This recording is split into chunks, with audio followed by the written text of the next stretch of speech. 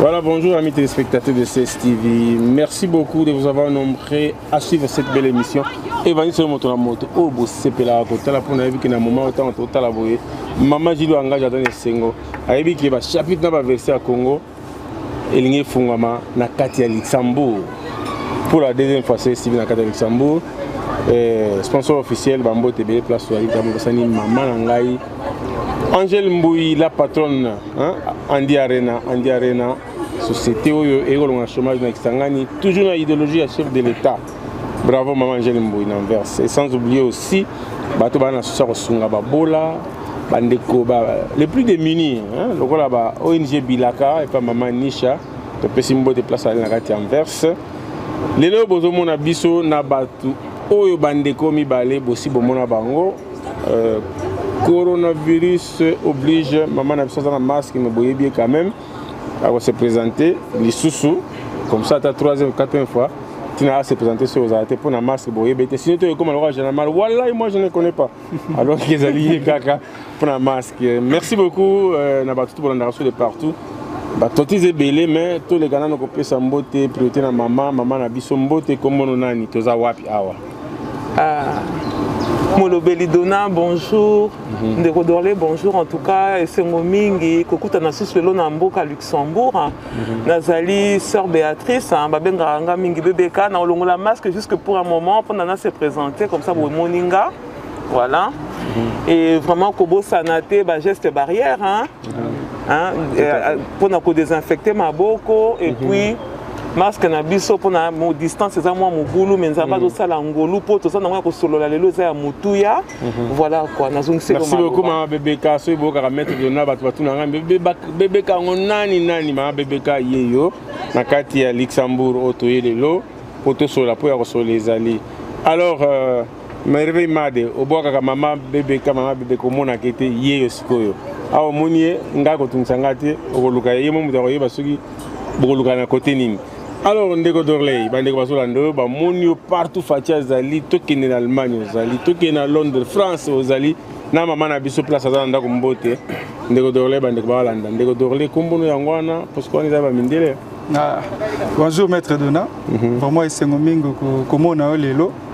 Yoza moto tika kabisoté le bilan yo partout dans Londres, Allemagne, partout mais tout ça rappelle kana yo ici kamoni.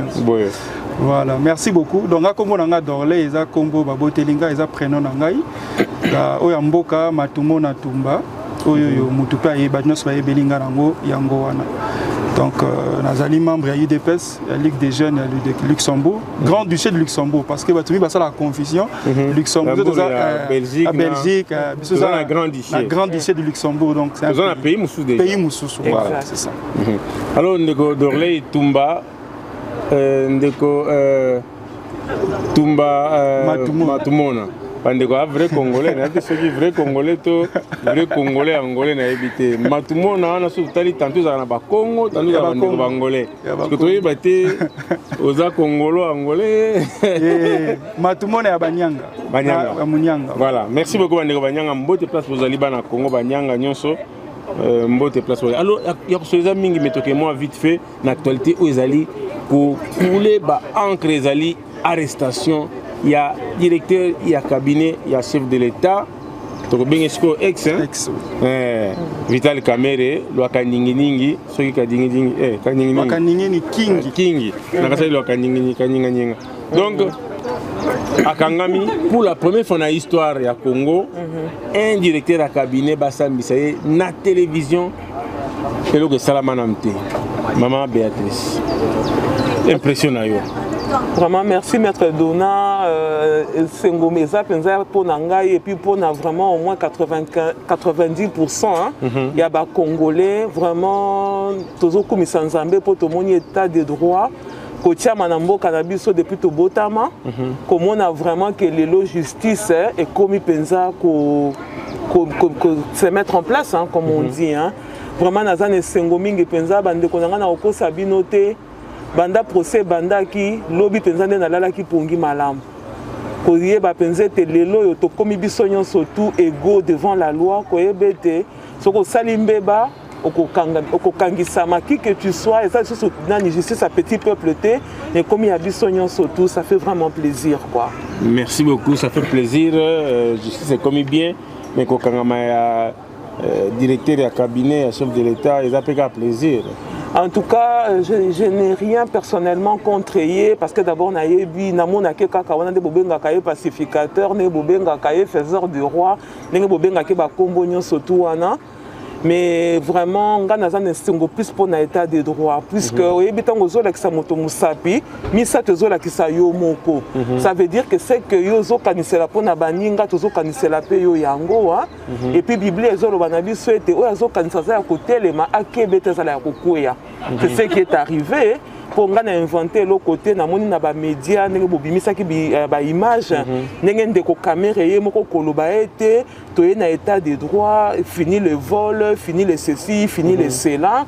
En tout cas, ne sengo mingi, mais en tout cas nazo zela pour ngana comme na place à juge après. Tout à fait.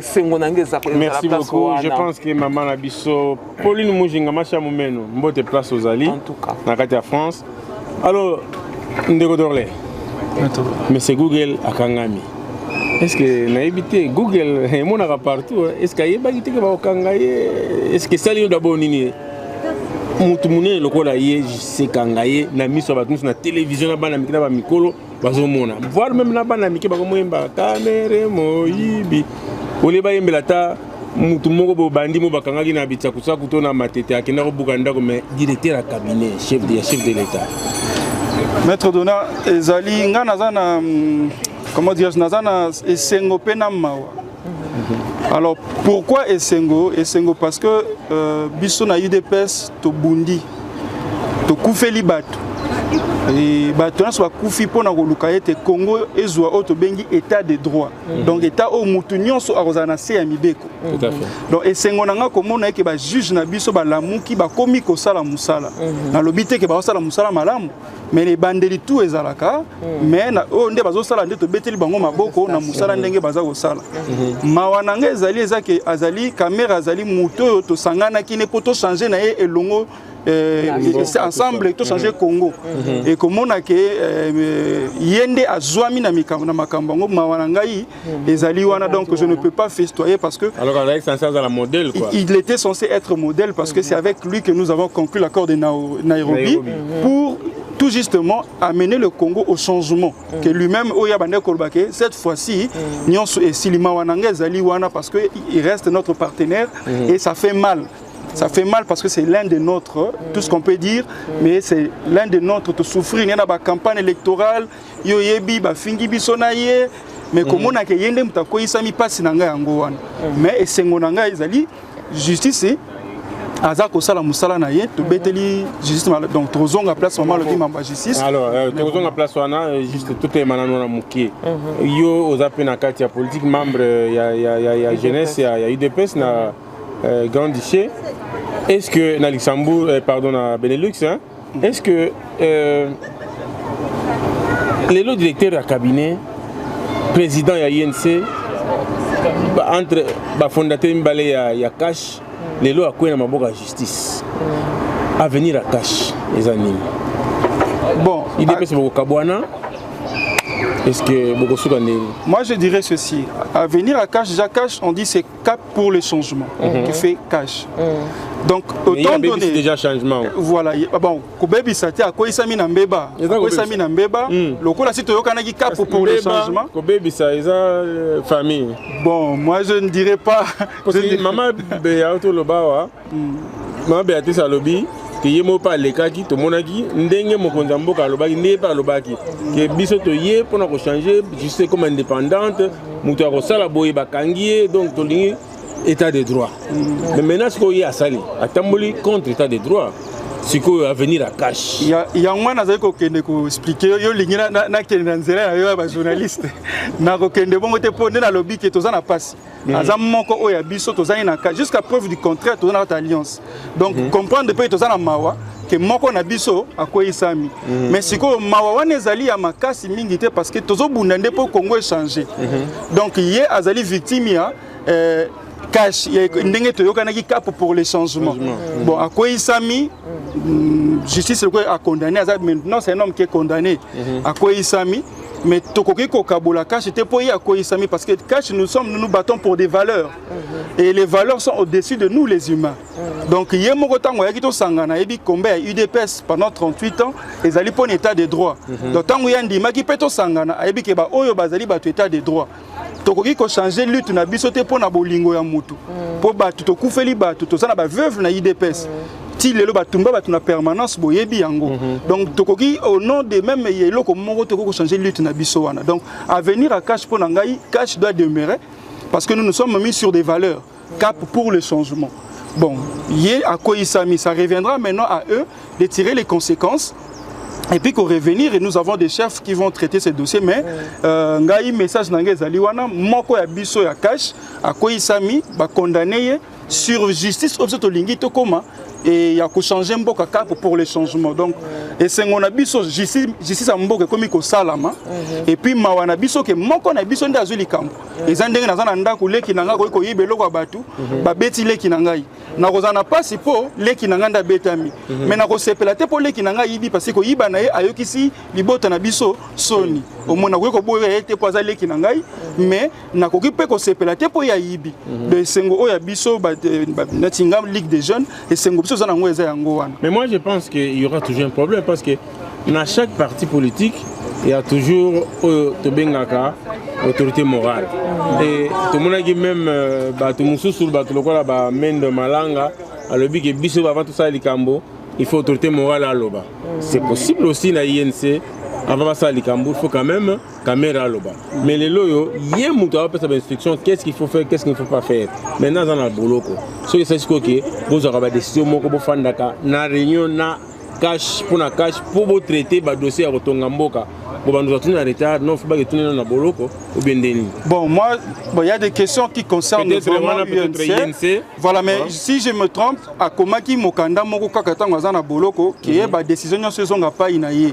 Mais que bon, ça n'a été qu'un cash, nous avons celui qui représente l'UNC dans la négociation, Zali M. Mayo. C'est lui qui représente l'UNC dans la négociation. À chaque négociation, voilà M. Mayo, le secrétaire général. Donc lui, il est toujours présent. Après, c'est la cuisine interne. Nini o barosala soki nani ya balakotinda mais waneza makambo voma etali UNC mais nous savons que il y a monsieur Mayo qui est présent dans les négociations etali makambo ya Cash. Alors maman bébé Kaonga loba. En tout cas je vais un peu essayer aussi à compléter na onde ko dorler à lobby pour na rolober. En tout cas, peu importe caméra à la prison, politique à chaise vide, Toboyi Yango déjà depuis un temps, la preuve, je veux dire que dans l'UNC, il y a des gens qui sont capables, qui sont vraiment capables, il y a qu'à remplacer des caméras, tout valable, Bazali. C'est que moi qui me fait souvent mal les alliés, c'est quand on a mon FCC, na autorité morale, na Bango, Kabila ou rien. Ça n'a pas de sens. Parce que les caméras en prison, mais trop qui peut supporter que les caméras sont à la Koufi. UNC normalement est censé continuer. Ce qui est allé pour l'intérêt à Congo. La preuve, n'a eu des pèses, papa Etienne à Koufi. Et même avant Koufa Nalanda qui interview Moko Batouni papa Etienne, est-ce que ceux qui Félix Bassali vote à l'équité, qu'est-ce qui va se passer? À l'objet, c'est la démocratie, l'UDPS va continuer et puis voilà. Donc on a zoné pourquoi ceux qui caméra il y a des gens valables dans l'UDPS et dans UNC et ils vont continuer. Parce qu'en tout cas, nul n'est irremplaçable. Moïse Akoufa qui José Azala qui Wana et puis Nengana Loba. Même si caméra il a trahi, Bandeko.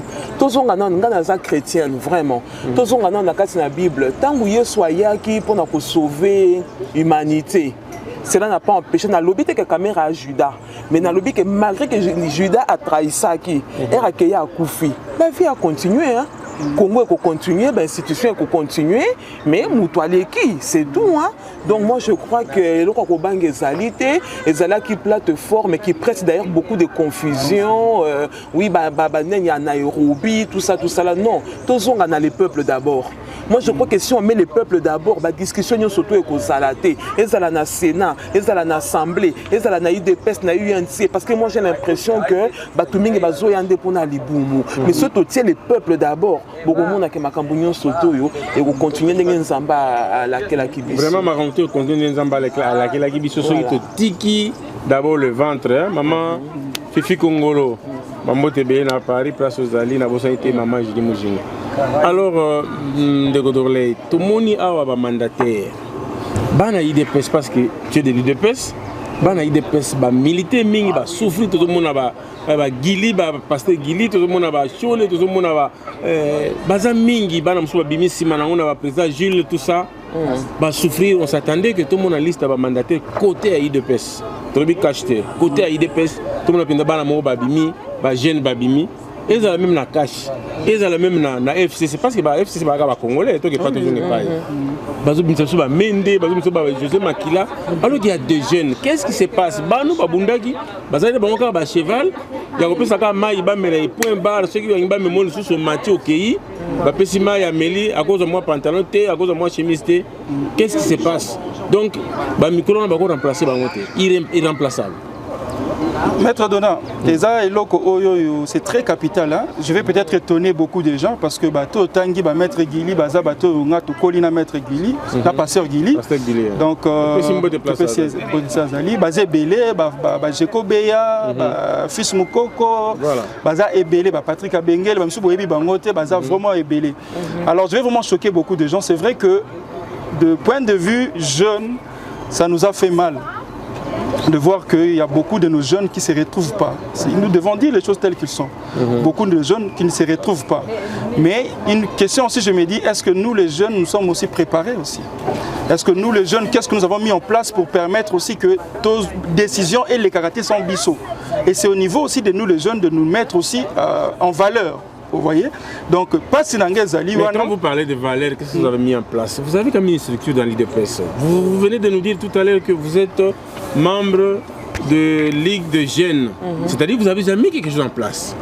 Oui, mais c'est comme je dis, donc comme vous le savez, ce sont des négociations. Donc nous, on a le docteur Emmanuel. Prenons le cas de pasteur Guili par exemple. Il se montre tous les jours, mobiliser les gens, parler.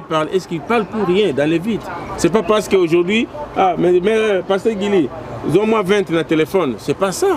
Son avenir ne restera pas qu'à moi, ils ont moins 20, moins 30. Il faut ton avenir, n'importe ton avenir, il faut ça, il faut s'organiser. Pour bâtir le barotin de sauter. Il a pour le président Félix un pouvoir encouragement. Mais le président faisait que ça vous a été, mais via pasteur Guili au continuer.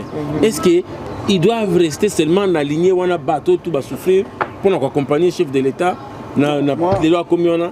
C'est ce que je disais, Maître Dona, ce que je disais que je vais étonner beaucoup de gens. Moi, je vais lancer même un appel au président qui nous suit parce que le président Landaro Mingi.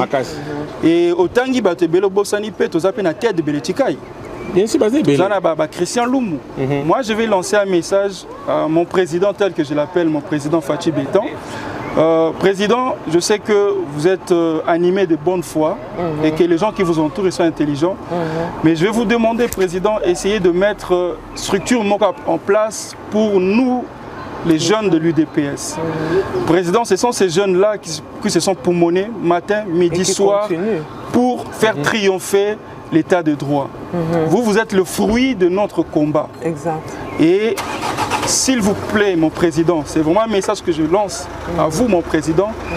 Veuillez mettre sur place structure, la présidence, pour voir l'ambition, il y a des jeunes, il y a l'UDPS.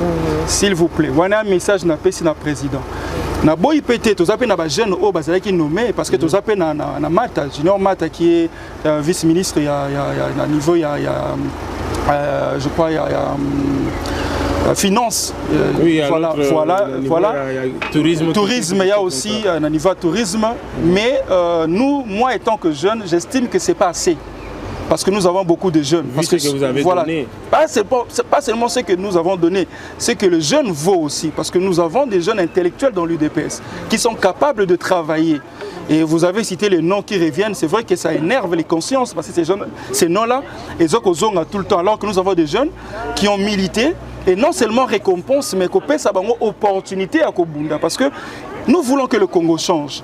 Nous disons que la jeunesse, c'est l'avenir de demain. Mais comment dans l'avenir à lobby, si nous ne sommes pas mis au devant de la scène, si nous les jeunes, nous ne sommes pas pris en compte, comment Bozo Zelato, comme on a 50 ans, 60 ans, pour que nous puissions accéder au poste de responsabilité. Là, c'est un message que je lance au président. Voilà. Et moi, je pense que c'est une bonne chose pour interpeller le président, le chef de l'État. Parce que lui-même, dans l'une de ses émissions, si je ne me trompe pas, sur je ne sais pas, Top Congo, il avait dit ceci, qu'on doit renouveler la classe politique congolaise. Voilà. Est-ce que renouveler, c'est garder le vieux, même s'ils n'ont pas encore travaillé, ou c'est changer quand même de vieux, prendre le jeune pour aller vers l'avant? Moi, je vais même aller encore plus loin, Maître Donat, parce que le président, si ceux qui me suivent, le président dit je vais créer des milliardaires congolais. Et il y a une question qui, moi, commence à m'irriter. Il vient de créer Cameroun. Oh, Maître Donat. Moi, une question qui est irritante, c'est que si vous regardez dans l'appel d'offres, il n'y a pas des entrepreneurs congolais qui ont gagné le marché dans le niveau de l'appel d'offres à l'État. C'est toujours, entre guillemets, les étrangers, rien contre les étrangers, mais moi je suis ce que le président a dit qu'il faut créer des milliardaires congolais. Parce qu'il y a des jeunes qui ont des sociétés. Pourquoi Bango va gagner le marché? Toujours les autres. Et moi, je veux que nos jeunes Congolais basent un peu de possibilités. Je pense que les jeunes, il n'y a pas de rétrocommission. Oui, mais c'est normal. Si tu viens... Quand vous arrivez là-bas, vous trouvez M. Kamere qui vous dit que bon, vous avez un projet de 5 milliards, mais en tout cas, ça ne peut pas passer si vous ne me promettez pas, par exemple, 50 millions. Bon, moi, je ne vais pas confirmer ça. Ça, c'est moi. Ça concerne que moi. Alors, maman, Beka. En tout cas, je vais surenchérir dans ma Kambunde Kodorlé à lobby. C'est vrai, Nganalanda qui a et puis je vais aussi essayer d'interpeller le président Félix pour dire que Nayoka qui, avant comme ma président à Lobela qui Kamere, à lobby c'est fini, ma Kambuyachon c'est le Kopamba na Congo. En tout cas, vraiment. Il n'avait pas dit seulement pour Kamere, pour tout le monde. Pour tout le monde, effectivement. Mais là vraiment. Non, c'est même pas ça. Hein. Là, Nalanda qui sous interview, Naye Moussoussou. Ça, c'est là où ça fait partie, c'est même lignée. D'accord, ok. Mais pour dire seulement que puis ça, vraiment, on a raison. Biso to kanisa que le quoi y a comme Makambuya méritocratie. C'est ça que vous dites, hein? Ça veut dire que nous tous, ici, quoi ça qu'on mérité. Parce que Tolembi, bah, trafic d'influence, Tolembi, biloko ya mwana ya ndekoya. Vraiment, bisogno surtout aux élèves, on a des choses à apporter dans le Congo. Tous on a de expertise. Mais les et sincèrement, monsieur le président, les lobbies sont commis presque n'abinemi partout parce que tous veut défendre yo na projet na yo ya société les peuples d'abord. Alors sincèrement na yebi que ce bosali audit beaucoup kutata na IDPS wana batu ya malunga bazali nazo ba kaka ta IDPS na ba parti nyonso biloko ya ba comme le quoi ba église papa linga kenda tiki mwana ndeko ce n'est pas possible. Ya on a vraiment ngana niko interpeller le président de la République. Bisoye to vandi awa to lobi qu'est-ce que le Congo peut faire pour nous? To lobi qu'est-ce que nous on peut faire pour le Congo? Hein? Vraiment toza ibatu moko ekolo moko bana tata moko bana mama moko puis toza na pona ko soutenir yo cher président mais koyoka bilenge ndenge baza kolela cher président. Il faut ça là quelque chose parce que je ne sais pas si Ngango y a élastique bozo bendango tellement à un moment ils ont risqué de casser. Merci beaucoup Mme Bebeka pour le message qui te qu'on a besoin été Maman Angèle Pombo futur député na Boka États-Unis bande ko baza Rolanda masolo ya IDPS bolela qui pona ba jeune ba souffrir boza ko aider mingi message yango et je crois chef de l'État Alanda CSTV message de commission et comité va commissaire on a battu belé bazana hein Félix Kabala bonjour place Ali Yannick Lutadila bien sûr Riche Tempête merci beaucoup ndenge boza premier mokonzi attendez-les tongo kotana je crois message les kani wana tolobi na langue mais il y a une chose au bas doit comprendre le chef de l'État a une bonne volonté à ça bien que qu'on l'accuse naoba tuba quand ça maintenant qui n'est pas vrai parce que le chef d'État Zalagi Moutia Ndekoya autour de Bangwa pour Ndekoya. Il nous a parlé de la méritocratie. Voilà. Si on pose la question de savoir aujourd'hui, qu'on nous dise qu'on cherche parmi les conseillers, les ministres, qui est membre de la famille présidentielle, Je pense qu'il n'y en a pas. Donc voilà, exact. Donc voilà. Donc c'est déjà l'exemple. Voilà. Donc même, je dois encore répéter une fois. Tant que tu vas loba, tribaliste, baluba, nazonge même exemple. Bambinga ya mibali, papa c'est qui doit attendre la rabiso au moins 5 wana nanani. Tout le monde a dit quand on muluba zate. Parce que tribalisme ango eza wapi. Tribalisme ya ka soza makambo ya baluba. Mais tant que tu moni makambo yo bande ko na biso pour toi de sa caméra, hein papa yoyo. Tant que moni bateau yo bakindaki na projet na suka. Ezala kaka majorité Bukavu. Là on n'a pas crié le tribalisme. De tout linga Congo, mais pour linga Congo faut linga peu congolais. Comment on linga Congo linga congolais? Européen linga congolais ça linga Congo. Donc ils ont un modèle là. Et tous on a ce qu'on a makambo na la justice parce qu'il y a on des les osenga penza pour mboke démarrer malamu décoller malamu. Bateau au-dessus de la loi Bazalate, mais loi au-dessus, il y a bateau fait Zalaka. État des droits en Ghana. Mais ça a coûté même la vie, hein, d'un juge. Parce que le juge Azali, tout bien sacrifice, il y a état des droits, il y a indépendance, il y a justice congolaise, tout bien en Nini. N'habité maman, Bébéka, l'Iwa, juge Yani. Et ça, la gueule d'Engeni. Vraiment, merci pour la question qui toko vraiment Nzamba Kumisama. Amen. Parce que vraiment, na mona ki ngolo kwa ndoto, na bita mona olamuka. Et bah, ça n'a été ça qui n'a ndoto, mais solo penza juge atiki biso. Ça fait très mal. Pendant que on était moutazo sala kaka musala naye, oya tangela ki classe naye, pona ekolo naye, les loto zolo ba akoti na sa mabele atiki veuve na bana. Ça fait très mal. Avant que tu pour répondre à ta wana, maintenant s'adresser à président de la République, papa. Awa yo meme libiso état des droits, c'est la biso pe ma coquille pour na ba juge wana. Vraiment pour na yebi que la justice wana de ko élever nation. Ya ngonde ko sala que congolais nyo ceci ka vandi a changer mentalité na ye parce qu'on a un grand travail, c'est le changement de la mentalité. Nous avons un grand problème na Congo, et ça changement de mentalité. Kota là ba élément rare local la juge Yani, non. Nana benga kaye juge nangai. Parce que ça m'a brisé le cœur. Na mouni loko la papa nanga, na mouni loko la noko nanga, na mouni loko la leki nanga, na mouni loko la. Papa Dona, ça fait très mal. Yangwana nazo senga penza na nzambe ba juge o batikali même après verdict ya Kamere. Nzamba bate la bango. Papa Félix, si elle a biso ba moyen pour na ba juge wana parce que bitumba ça ne fait que commencer. Là nous avons gagné bataille moko. Maintenant tu gagné guerre té. Ngana lingi toko ma république ya ba juge. Toko mayango. Toko mayango bandeko basio bozali na ba institution boyoka soni bandeko na ngai boyoka soni bana ya Eve na kati ya jardin d'Eden boyoka soni. Voilà. Merci beaucoup maman Bébéka. Allons de Odorle. Juge Akoufi na ba question moko comme ça ko balaya nyonso Juge Akoufi tomoni quand FCC, panique et côté, voire même na Bémina, quoi, Zobima Paulo Baki va voter loi moko sur l'appareil judiciaire, c'est-à-dire pouvoir de la justice, au lieu d'un indépendant, dengue président à Pessilango habité, il faut à table décider, mais Moutasuka, ministre Faya Oloba.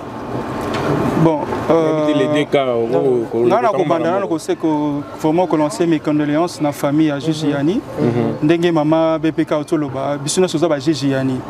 Ceux qui ba kani, c'est qui ba bomier, c'est que Gigi Yani va botami belé congolais tout comme Gigi Yani. Parce que à Koufi en plein service et puis bako sabisoté. Voilà bako sabisoté. Toyebi ninyo ya Koufeli. Tokoti kata mukete ti mukologie ça solo ko ça so vraiment Koufeli na nini. Na landi bongo nzela ya famille na yo baza ko senga expertise mususu pour na ko déterminer vraiment ba cause ya mimie na liwa. Donc mutako sabisoté. Na ko rebondir sur le loko moko peut-être tant comme Mataboli Mbisanga parce que à lobby tolingi république des juges. Nana kolobana o bazo kanisa ete tokozonga na république na bango. Oyo bazali ko clochardiser ba juge. Oyo komona juge pour que ndoko sambisa matina wewa matina moto pour akende ko kateka mona tribunal. Député à côté na mutu ka démarrer à gagner 13 000 euros, 6 000 euros, 6 000 $ ou 13 000 $. Juge gagne 200, 300. Sachez-le que nous voulons la République des juges. Parce que la République des juges, on a besoin de Koufeli, on marche.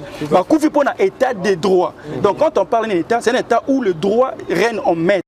na ba oyo bazali ko banga république des juges na ko yebisa bango boy bo banga te po yango nde eza ko salama omoni soki mutu aza ko banga république des juges, ça veut dire na se ambeto na ye ayebi nini ebatami kuna mais oya ko banga république des juges teza ke no ayebi soki boye na ndako nanga na bombi eloko te biso to kufeli po na république des juges to marcha awa ba ninga na biso ba kufi ba mama ba tikala ba veuve po na république des juges yango pe na kolanda mama na kosenga na mokonza mboka ba revoir social ya ba juge vie ya ba juge kaka ba juge te toza pe na ba policier ba professeur vraiment ba tuana soki ba komi ba docteur faut ko bongisa paye na bango pour permettre bango ba vivre na sueur na bango. C'est ce que nous voulons.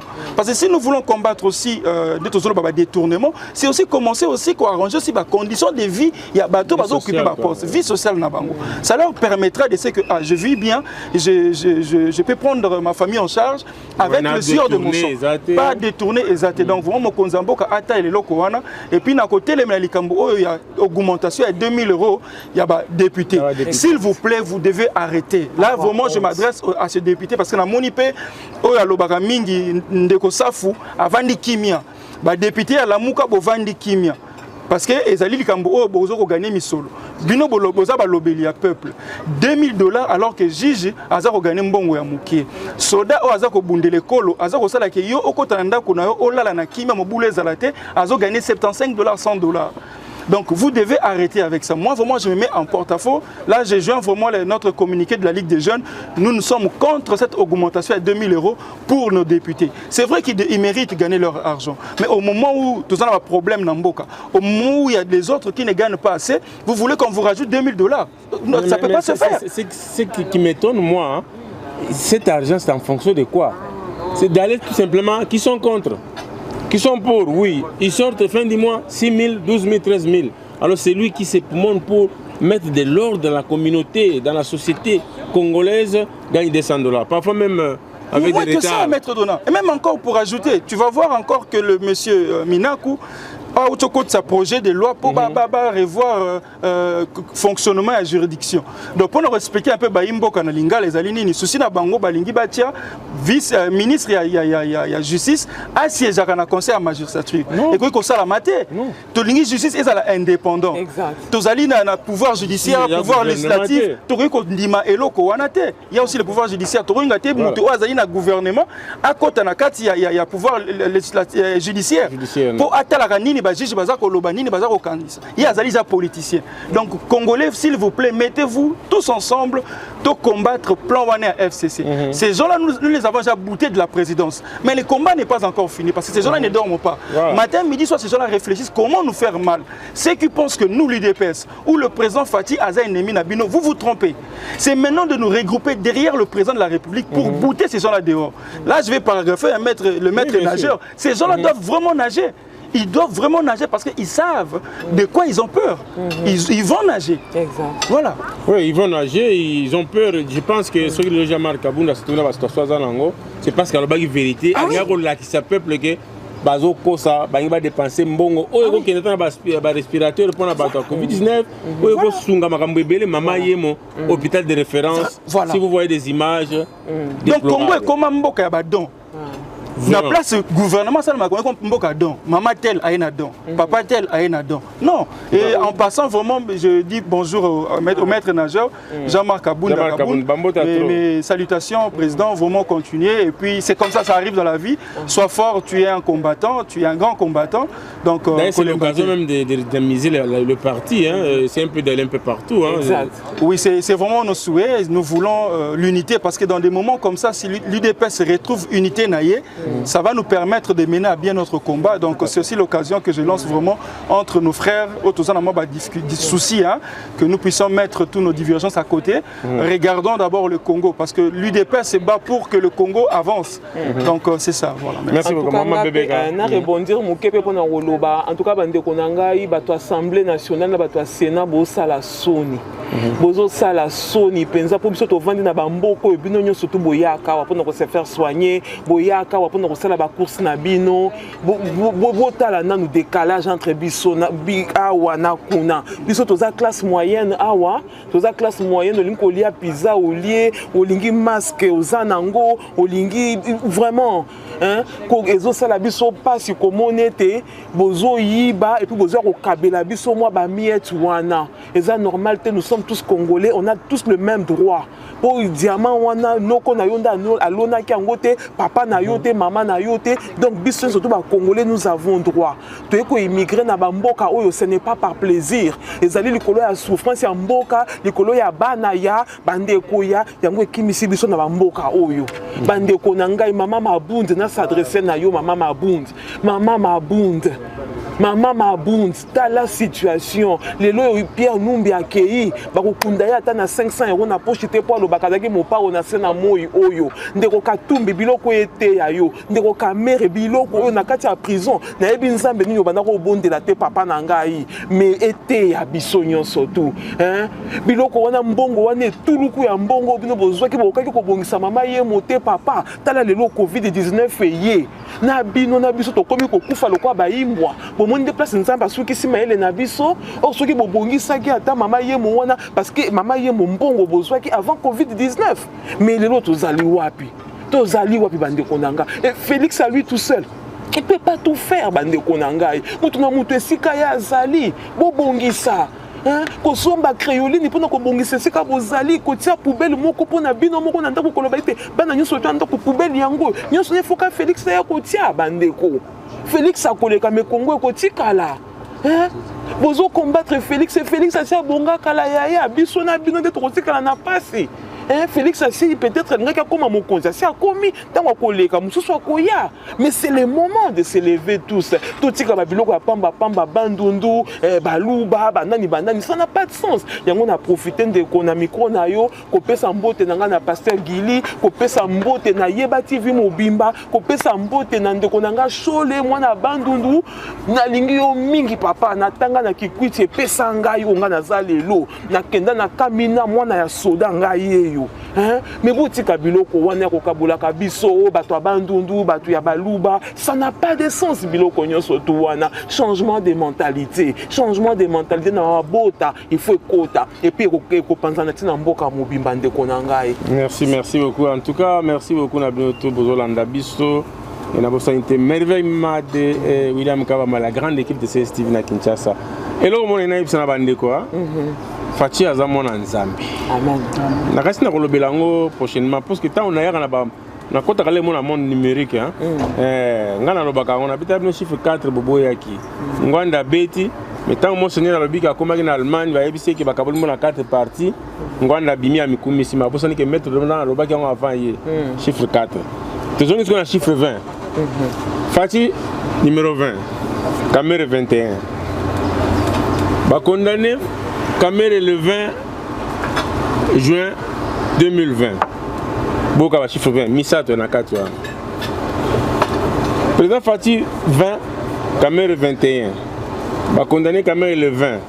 Aux yeux le 3, 20 plus 1, ça fait 61. Âge à Caméra 61. Beaucoup de monde numérique, hein? C'est pas par hasard. Donc ils sont spirituels. Bon, ça va Fati, te pour exemple, la binoté.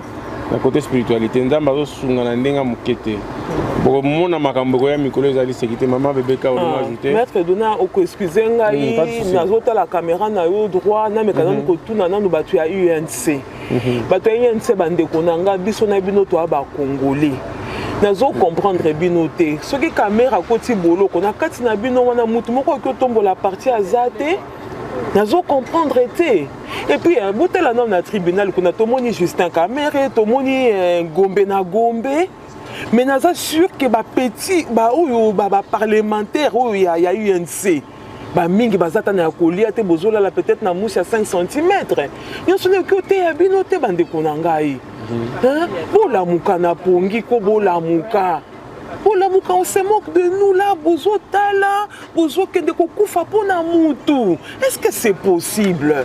Nga nazo s'adresser na ba cadre à UNCT, mais nazo s'adresser na petit peuple à UNC. O bazo kende ko bunda. Ya bozo botela sima bozonga batu ko. Botela sima bozonga batu. Et je dis ça aussi pour na ba parti nyon surtout oyo. Ngai je vais papa nanga na se présenter naza muluba. Naza muluba. Mais ba yebi nga ba yebi na na famille hein, mais quand même na sunga ka peuple congolais. O ayebi ayebi. Na tuna katoa mutu abandundu oza munani non parce que nana bolingo ya ko aider peuple nanga mais bozo si sabiso courage quand j'entends que mutu moko amiki amitumbi mbeka pour être caméra côté prison mususu azolo bakeo caméra ba côté si prison parce que aboyi ba pesa biso vaccin mais vous rigolez ou quoi? Vaccin wana baki no kopesa ngo bana na bango na basi na bango biso na bino to kopesa to kotika la kopesa loboko pona vaccin te et puis ndenge ndeko mama Pauline Mujinga lobaki ce n'est pas tous les cadeaux il faut boyamba boza la rapé babola tétude boza la rapé babola tétu nga na yebi babola ya fier bazalaka na kokufa na nzala na ngai mais lokona sina mesana pe na nzala yango na kufa nango na pona yebi que le meilleur est à venir bino bakabela kabino mo ba mieti ba 20 ba 10 et puis beaucoup ko yemba preso mo pao tango zo voyager so ka beli ke na poto bino bozo kufa ka wana bozangi na $10 pendant ko kende ko zwa tonga s'il vous plaît peuple nanga vous nous faites mal tozana ba mboka oyo te parce que nous aimons mboka oyo non. Et puis nous avons la nationalité. Mboko nga na vandi oyo. Nana nationalité ya mboka oyo. Mais mukolonga na ko trahir mboka oyo. Bako boto la nationalité bazongi singe pananga ko balobaka comme nazali Congo luxembourgeoise mais d'origine congolaise. Bozolanda Ponangai mutolo kwa caméra fallait balongole nationalité azonga na Burundi. Merci beaucoup, maman. Okolimbisa ndeko. On a beaucoup de frustration. Les frustration, mais bon, on va pas aller jusque là. Moi, je seulement lancer appel à la jeunesse parce que jeune. Fléau au tolingito bouger à tribalisme et ça malamouté. Félix Tshisekedi yaza oyazali. Au nom il y a unité à Congo koiko pekisa mutu ekolo na été à soutenir et puis bolingate que mutu aza mu Congo aza sou fier aux mu Congo te nga naza fier aux muluba na pe fier aux mu Congo naza pe fier aux mu Équateur parce que naza na ba région na nyonso. Donc jamais na ko réunir na ko boya ekolo nanga pour na soutenir mokonzi ya mboka Félix na bande bino Félix azali fruit na biso ya combat. Félix pour nous il représente le combat. Donc c'est pas encore fini parce que nous devons arriver vraiment à l'état de droit. Même hier Félix, mon coloyer a beaucoup mis au Mboka. Car biso ba oyo, tokote les médailles. Tout à fait. Car biso ba oyo tokote les médailles. Tout à fait. Nazali ko lancer appel na ba jeune o nazo mona bazo tumba drapeau ya IDPS. Papa, tant que yozu drapeau na biso IDPS au tumbi. Ozo tumbande état de droit parce que drapeau on est représenté l'union pour la démocratie et le progrès social. Dans le progrès social on a yo posant la carte. Pour mutu yo tumbi drapeau peut-être dans l'inzala. Donc drapeau no tumbi ezali na parti ba tchali ba komi progrès social. Donc au tumbi nzala na yo. Donc ba o baza rotinda bino na ba na kopelisa moto ko boma Congo botika yango to bunda biso tout pona Congo. Yo zali na walungu école ezate to zana ba vidéo école ezate mais ba mbongo oyo Jamal azwaki ba ko tonga école na walungu ba ko tonga école na Beni ba ko tonga école na Uturu ba ko tonga école na biso na Mwenedito ba ko tonga na Bandundu na Tchela na Boma na Kinzamvwete. Donc mettons-nous na ce Congo des aliboso na biso qui tribalisme nous amènera nulle part parce que tout ça comme on a bekolo bakabwana ba gagner pe l'autre côté. Soudan ngwana le Soudan est divisé mais quand c'est ba Soudanais bazane sengo. Ils ont voulu la séparation, est-ce que bazane sengo? Donc réfléchissez s'il vous plaît, mettons-nous tous ensemble, appuyons le président de la République Félix Antoine Tshisekedi Tshilombo na vision na ye le peuple d'abord. Pour biso ba oyo tokowaka rapona le peuple d'abord. Merci. Voilà. Et puis les Congolais ya limbisa les Congolais bo sambela ka botika ka cerveau na bino na banda côté. Moi je vais vraiment souligner mon kofungola moi parenthèse on a pour na ba église des réveils ou des sommeils na Congo. Boko sibiso mingi. Boko sibiso mingi tolembi.